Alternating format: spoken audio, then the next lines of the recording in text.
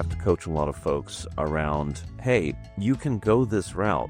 This other route is going to be more effective if you can't let go of that one element. And for some people, they need to hold on to that element. It resonates with their brand. It ties into their larger marketing strategy. Cool. Great. That is a decision that you make for yourself and for your company. But commercialization, you learn a lot along the way. For example, you may learn that your formulation has a water activity of 0.93, and that trying to bring your water activity down to make it more stable destroys the product characteristics that resonate with your consumer. Great, then that means we can't necessarily control off of water activity, which means that we need to look at other ways in order to scale our product that make it safe for people to eat. So the higher the number, the closer to 1 it is, the more likely you are to have growth of not just spoilage organisms, but pathogens, things that can make people sick and possibly kill children and grandparents. So when we say, hey, watch your water activity and watch your pH, we're not screwing around. Hey everyone, this is Adam Yee, food scientist and podcast host of Startup CPG's R&D Radio, where we interview food scientists and product developers and what they do and how they can help you build your CPG business. Today I'm interviewing Jamie Valenti-Jordan, founder of Catapult Commercialization, on the top 3 watchouts when it comes to commercializing and scaling your food product. Jamie has been with Startup CPG since pretty much the beginning, and we get into how he's been helping startup founders over the years in Startup CPG. He's appeared on this podcast before, but now he's in my domain, talking to a technical geek about the common commercialization issues that he's seen in the business. In this episode, we talk about the importance of setting up a pilot run, the hard ingredient decisions you have to make when you're scaling your brand, and what Jamie sees in the founders who succeed. They're the ones who listen. Enjoy this episode with Jamie Valenti-Jordan. I'm sure you'll learn a lot. Hey everyone, welcome back to R&D Radio. I'm here today with a returning guest of the podcast, but first time interviewing for me on this podcast, Jamie Valenti-Jordan. How are you today? I'm doing great. Thanks, Adam. Where are you based out of right now? I am actually right outside Milwaukee in a little town called Wauwatosa. It's a suburb. Yeah, it's a great place to be. Awesome. Love it. So we're going to try something a little bit different for R&D Radio. And instead of kind of the structured story, we're going to have this really interesting talk about commercialization. I think, Jamie, let me just hear first the history you've had with Startup CPG. I know you've been there for a long time. You've informed people on the Slack about like some of the issues they have. I'd love to hear kind of the history you have with this organization that I'm newly part of. Absolutely. So I'll go all the way back to the beginning before Startup CPG even existed. So I worked with Daniel many years ago at a group called Hampton Creek. Now it's Just Egg. We worked well together. We both went our separate ways from that organization. And about the same time, we realized that COVID was a real thing. That's about when Startup CPG got started, was really centered around how do people adapt to the absence of an Expo West? Because it disappeared overnight. People already had booths set up in Anaheim. And so when that opportunity disappeared, I was already in the airport headed out there with my family. They were going to go to Disney and I was going to do Expo West, as crazy as that sounds. I pulled an audible, canceled my hotel, moved into a Disney hotel because I knew they'd all be empty. And we went to the park and we rode all the rides with my family. And then we had lunch and did them all again because that's how empty Disney was. It was a once-in-a-lifetime thing. But at the same time, Daniel was fielding a lot of different requests from different brands, looking for ways in which to help each other. And there were, underground things happening around how to donate food and things like that. But Startup CPG really got founded around helping those founders help other founders. Well, Daniel let me know that this is what he was working on. And I was like, hey, I know that you're dealing with triage right now, but there are some things that I can leverage. He's like, I don't really want a whole lot of service providers kind of jumping in and selling things. I'm like, no, I really just want to help. And so that's where the Slack channel got started. I was somewhere in the, I think, sub 100 member range. It's gone up a little bit since then, but, basically just trying to help people with answers. A lot of the time I found that founders really have plenty of drive to get there, but they lack the information and the industry understanding on how to engage the industry in such a way that they can get the things done that they want to get done. So my goal with commercialization is to help them understand how the industry already has supports in place and just tie them into it to help them to bring their products to market.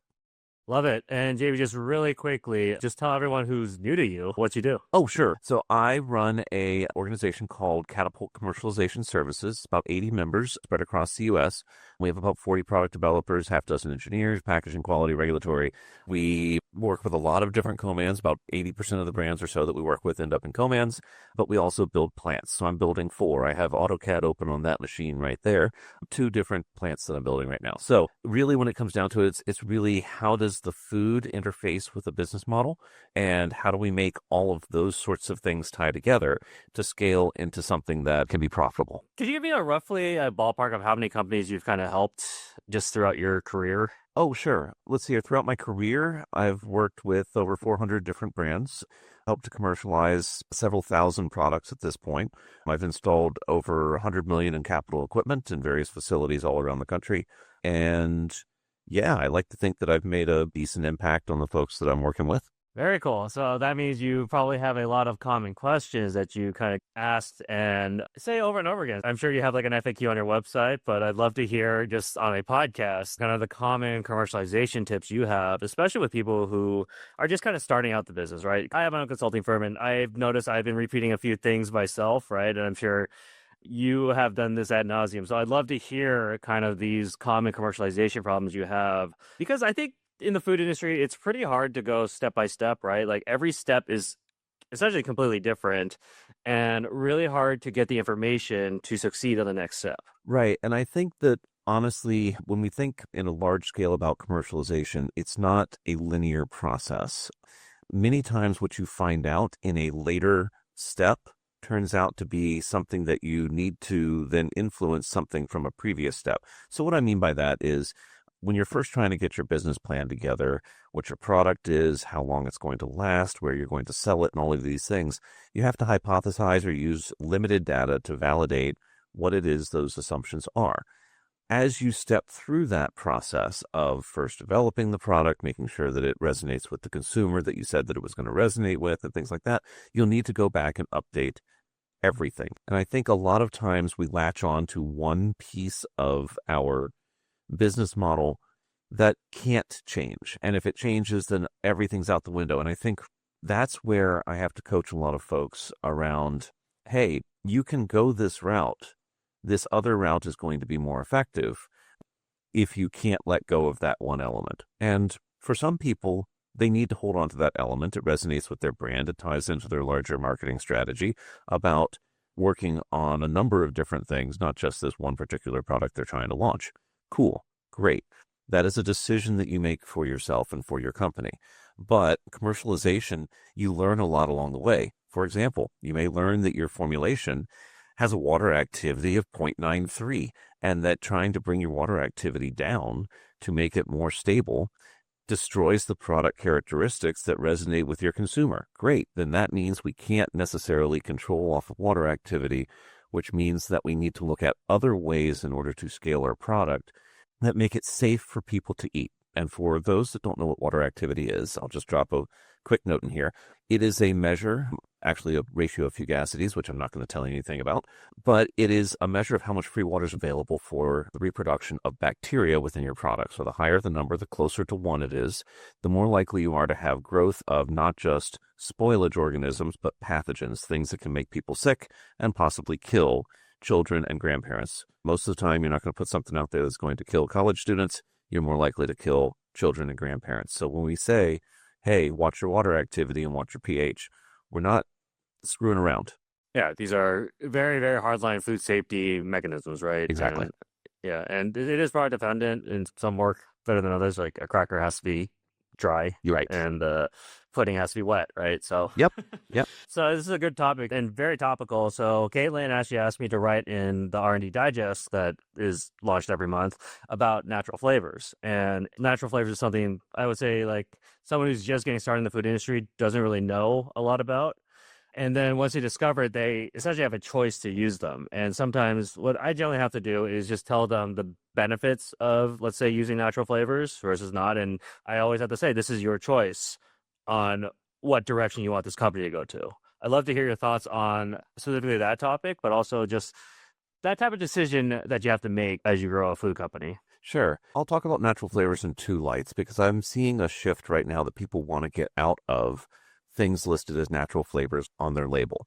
So let me go back in time just a minute and say before artificial flavors, in many cases we use the word spices, and we still can in many cases, to obfuscate some of the things that we're putting into our product. So back in the day when it was grandma's recipe for pasta sauce, we could put spices on the label and that would just be understood that that's grandma's family secret.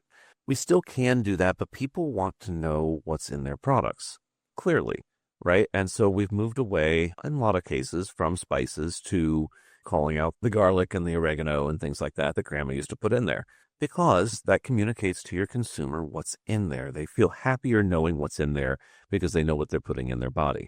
This is where we've seen the categoric shift in the marketplace and in the consumer set, is that the vocal element of our industry has very much come out and said, hey, we want to know everything that's in the product. Cool. So in going through spices, we got into artificial flavors. Nobody likes those. We understand why. The word artificial is toxic. People have gotten to the point of natural flavors wanting to know what's in it. Now, natural flavors are isolated in a certain way to be safe and effective in accomplishing the flavor that they need to, but the flavor companies don't want to divest their IP. They don't want to give you grandma's recipe. Yep. Right? It's their grandma's recipe in a sense, Exactly. right? In some cases, they spent millions or hundreds of millions of dollars developing that technology, and they really don't want to give that away, especially for a small brand, right? So they would like to label it as natural flavor. We are seeing consumers push back against that as well. In the same way that they want to know what's in spices, they want to know what's in natural flavors. So we have people now pushing for, I want something that I can call a whole ingredient on my label as my flavoring compound. Well, okay, you can use the whole ingredient, or you can use an isolate of that, meaning we somehow strip some pieces away to make it more flavorful at a lower concentration so that we can have more structural components. The texture we can control better when we don't use the whole ingredients in there. So what I mean by that is, like, if you put up a whole bunch of sweet potato in there so it tastes like sweet potato, you may destroy the structure of your cracker because it's just hard to get the moisture back out again. That doesn't mean you can't have a sweet potato flavored cracker without natural flavor listed, but it does mean you're going to say have sweet potato concentrate or something like that. We just pull the extra water out so it's easier to make a cracker out of it. Right.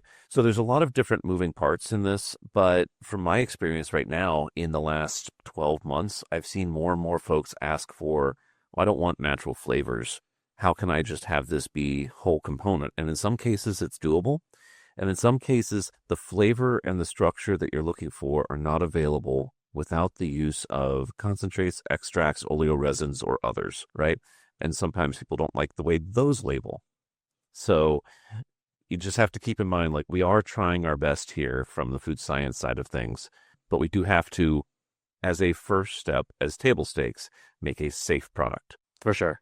Yeah, I always give the example of the cheesecake protein bar, because you can't shove a whole cheesecake into a protein bar. You have to. Yep. Right. It just doesn't make any. You just can't. If you can, then great. You've out innovated me. But in general, I think it's an example I always give to people who are kind of just starting up. Is not only that, but also I think introducing them to someone who works in flavors or even spices, and kind of having them show that there's a human component to it and that there's humans working on it too. I think that has really helped them if they want to choose to go this natural flavor route, for instance. Absolutely. I think, at the end of the day, AI is not generating natural flavors. That's not how it works right now. We do have people on a bench developing these things. You said the word artificial is toxic, and I was thinking, like, oh, AI is the word artificial. That's funny.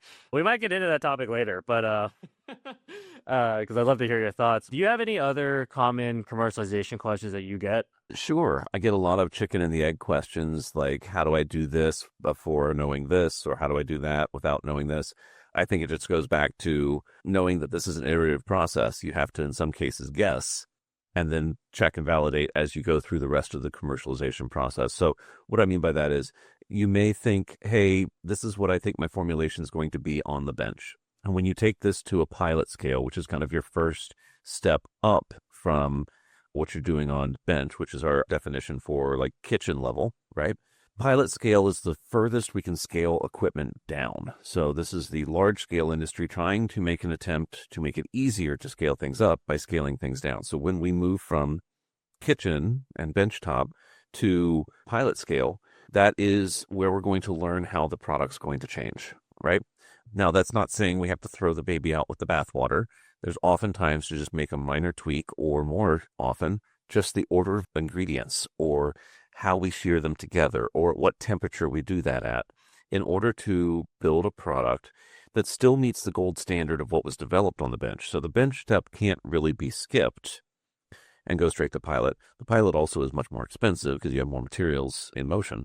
But we can learn a lot at that level that makes it a lot easier to go from pilot scale to full scale. I think a lot of people right now really, really want to skip that pilot scale and go. Well, why is that? Because of the cost. A lot of people want to go straight from benchtop to a co-man, and they don't know how their product's going to change as they go to that scale, and they have to learn how to scale at a much higher level. 10 times the amount of materials are at risk and are in motion and things like that. And in the event that they can't make it into final product, well, they have to throw all of that away. And so a lot of people are assuming that risk, whether they know it or not, in jumping directly from benchtop to a co-man at full scale. And they're trying to get by on MOQs. So what I get asked is, hey, do you know anybody that can do an MOQ of like 500 units? One, you can do that in an afternoon, oftentimes at benchtop. Yeah, that's true. Sometimes they tell you can do this like a week in the kitchen if you really wanted to do this, right? Correct. Yep. In which case, you should not spend 6 months trying to spin up a co-man to do 500 units, because that is what you're talking about doing, right? There is a substantial amount of investment in time and energy and money to go from benchtop to full scale. So don't do that lightly. Don't try to skimp by. Don't try to cheat. Learn where you can. So suggestion is, have a quick chat with somebody who's scaled things up before. There are a ton of them on our product development database. Go through and pick a few and chat with them about what your product is and what the appropriate way to scale it up is. You want to chat with a few so that you have a good average interpretation of how to do things. I'll give you my shortcut. If you can figure out what manufacturer makes the equipment that you need to scale up into, meaning you can call maybe even a co-man and ask them what equipment they have to run your product, you can call that equipment manufacturer and often run in their pilot lab for free. All you need to do is show up with materials, which means you can learn how to do that pilot scale from the people who understand their equipment because they literally built it and know how to walk into a co-man that has that full-scale equipment and know exactly where to put the settings to make your product the right way the first time. So that's my hack, and you can get them to do that for free if you just call them and tell them, hey, I want to just run my product on your system and understand it. Now, I will say they're not going to do 2 weeks of trials with you because at the end of the day, their goal is to sell more equipment. The reason why they have their test lab is so that you will use up all of the available capacity on a co-man's line because you're so successful that the co-man has to come and buy another piece of equipment just like it from them. So that's where their ROI is. They're playing the long game. At the end of the day, you need to understand how all of your players in your entire supply chain play with each other and what their business models are so that you can answer the question of, wait, why would I help you? Because there's a lot of people that are going to ask you, why would I help you? If you don't understand how they make their money. I 100% agree with that. And I think there's other stakeholders in making a food product, right? So one is the contract manufacturer, of course. And then I would say a couple of other ones that to consider their business model is like ingredient companies, right? Like they will give you a sample, like a pound of their ingredient for you to test. And then they're also kind of playing this long game as well. Two is a manufacturer. That is a really, really good piece of advice. I've done that a couple times myself. I don't think I've ever gotten it for free though, but whatever. Anyways, that's not the point. You got to have me come in and beat up on them for you. I know, right? Yeah. It is a negotiation. Like if there's anything, all these stakeholders can be negotiated with, but you have to have really good negotiation skills, which is, it's something you have to just learn. Logistics is also a huge one as well when it comes to stakeholders. So, all of these core stakeholders when it comes to making your product is not just, you and your customer, right? It is a lot more, especially in the operations end. Yeah, I think one of the things to remember is all of this effort, all of this is kind of one-off learning and things like that. I like to make the analogy. You're familiar with the stealth bomber the blackbird. Yes. So one of the things that people complain about is it actually leaks fuel, I believe is the internet meme, until it gets up to speed, right? That's a lot like a new business, right? It's not going to look pretty. It's not going to work the way that it's supposed to until it gets up to a certain altitude and velocity where everything just, all the seals seal and it goes ahead and actually, starts to work the way that it's supposed to. So that means all this time and energy on doing one-off scheduling of trucks and one-off ordering of ingredients and all these things, they get easier over time because you learn how to use existing systems and automate, why you don't want to have an ERP day one, because an ERP is built around your business information flow and you have no business information flow. So yeah, at the end of the day, yes, this is a lot of work. This is a lot of one-off things, a lot of learning that takes place in the commercialization of any product. I still learn when I commercialize products. So don't think that this is something you should know everything going into it. You should ask for help. 100%. And with that, then I'd love to know kind of your findings on founders or kind of like the key psychology for like founder success. I do think there is something in that area where there's a balance between ambition versus stubbornness and also the ability to learn. I'd love to hear your thoughts on what you have found to be kind of the key drivers through all the companies you've helped on successful, whether project managers or founders. So I'll tell you what I tell other consultants around who's successful. Those are the founders that listen. What I tell founders is those that are willing to learn, and not just learn from one voice, but from multiple, are the ones that are going to be the most successful. And what I mean by learn is not listen to everything that we have to say, but go to start to build that structure and understanding of the industry as it exists today. You're certainly welcome to ask why, and a good partner within the industry should be able to explain just about anything. And then you'll get frustrated with the way things are, because we all get frustrated with the way things are, because we want things to be different. We want them to be easier. We want them to be simpler. We want the driving forces for why people want to help to align with ours. So those that are willing to learn how the industry is and is willing to change it from the inside rather than from standing on a soapbox and yelling into the void and saying this is the way it should be, the ones that are willing to get into the industry and actually make a change from the inside are the ones that are very, very successful. So when you talk to the Poppy folks and things like that, they were willing to learn. They knew what they knew, and they knew what they did not know. And what they did not know, they were willing to talk to people and get help and find the right people that aligned with their goals and missions and things like that in order to drive that help into their business and help them to scale in such a way that they were successful without having to go back and redo as much of their business plan over and over and over again, right? Yeah. I think Poppy's a good example. If you look at their beginning product, which I think was like something kombucha-like, if I remember correctly, Yep. right? And it's totally changed into a different product, but it still retains some of the key components that they found valuable, right? Right. So they were willing to learn from not just technical professionals and operational professionals, but they were willing to learn from their own buyers and their own customers on what would be successful and what would sell more, and make the decision as to whether or not what the people willing to give them money wanted was something that they wanted to do, right? So that means not just customers, but investors as well, right? Investors also have obligations and interests, and they want to steer the company in a certain direction because they think they know better.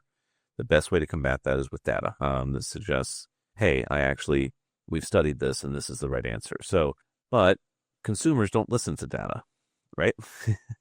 They are in some sense a data source.